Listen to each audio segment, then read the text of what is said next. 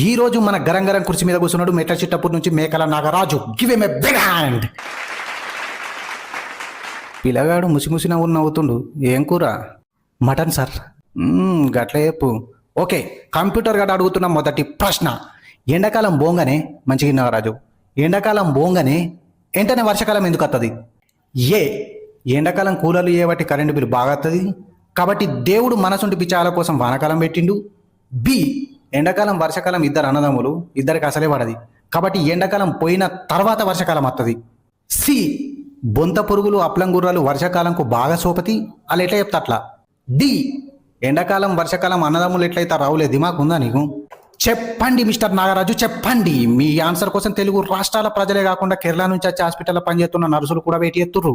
D right answer mister Nagaraju, right answer. మీరు గెలుచుకున్నారు ఎమ్లాడ జాతరలో ఉన్న ఒక చిన్న క్యారం బోర్డు, 20 రూపాయల బొంది, 3 పాలాల ముద్దలు.